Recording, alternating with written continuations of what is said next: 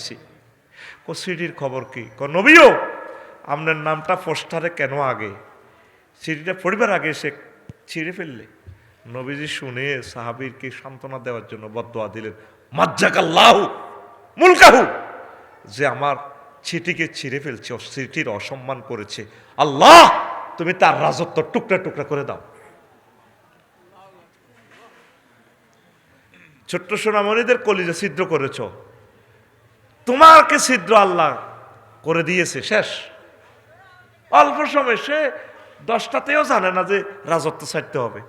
মুরগা টুরগা রান্ধি থুইছে 8টা বাজে, 2টা বাজে খাইব।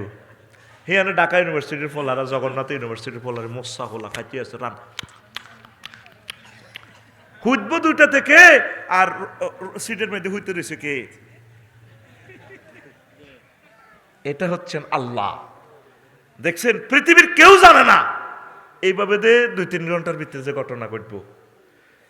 মজলুমের বদদোয়া কাজে লাগে। আমার নবীজির কলজের মধ্যে আঘাত করছে। নবীজি ডাইরেক্ট বলছে, মাজ্জাকাল্লাহু মুলকাহু, তার রাজত্ব কেটে টুকরা টুকরা করে দাও আল্লাহ। কবুল হয়েছিনি? এরপরে রাষ্ট্রদূত হুযায়ফা সাহামি বুড়া মানুষটারে পাইল না, তা রাজা, ক্ষমতা, পুলিশ বাহিনী নাই। ফোন করলো সকল প্রাদেশিক গভর্নর যারা আছে সারা ওয়ার্ল্ডে, তার যে ওই দালাল সরকার যেটি আছে প্রাদেশিক গভর্নর, দালাল সরকারকে বলছে, সিরিয়ার ইয়েমেনের প্রেসিডেন্ট বাজানকে বলছে, এই বাজান, ফরমান মহামান্য রাষ্ট্রপতির পক্ষ থেকে এই মদিনাতে আব্দুল্লাহর ফলা মোহাম্মদ জোরাইছে কে? কোন বেলে? রাসুল বেলে, জিন্দা তারা লটকায় ধরিলে জানো, রুস্তমপুর কলেজে তো লই যাবে, যেন হাতে ঠ্যাং মাটিত ন লাগে। এরকম কিছু বড় ভাই আসিল না? বড় ভাইরা এখন কোথায়? যা করছে তারা, কি আর বলবো। বড় ভাইয়ের আলাদা বিচারালয় আছে, আমাকে পর্যন্ত নিয়ে গেছে লাকসামে, বাসা থেকে তুলি লই গেছে আমার এটারে, সৈন্য উড়া করে লই গেছে, আল্লাহ তারে উড়া লই গেছে গা।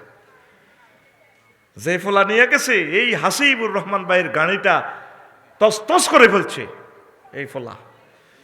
আশা করি তার লাশটাও আসবে না নিজ জন্মভূমিতে। আল্লাহ তাদের লাশটাও আনিও না আল্লাহ। ইমানের সহিত জিয়ানে মারো মারো, কষ্টে ক্ষত বিক্ষত করে দিছে আমাদেরকে পর্যন্ত আয়না করে লইয়া গেছে। এতদিন 16 বছর এসব কথা বলি নাই, দুঃখ তো আড়াইতে পারি না, দুঃখ তো আড়াইতে পারি না। রায়পুরের একটা কুত্তার আশ্রয়স্থল আছে, কুত্তাটাও সারাদিন সরিবরি দোয়ানের তলে শুইতে পারে। আমি আফসারির বাড়ি নাই, আমার ফাইল এমনভাবে আটকাইছে, বিদেশ যাওয়ার সময় বলি দেয়, তার ফাইল ফাঁস করবি না। আরে বাড়াটিয়া থাকন আরেক কাশ্মীর, বাড়াটিয়ার মতো নির্যাতন দুনিয়াতে আর নাই। আমার 50-60 লাখ টাকার রেফারেন্স বুক সব নষ্ট। সারা বিশ্ব থেকে আমি রেফারেন্স বুকগুলো সংগ্রহ করছি, না খাই না দাই।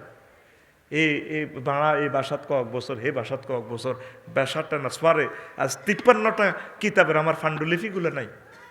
কত দিক দিয়ে নিমু, কি পরিমাণ কষ্ট, এগুলা তো বললে আপনাদের মন ভেঙে যাবে। বলি নাই দুঃখ। আরশের রব তুমি সাকিন বিচার করে দিও আল্লাহ।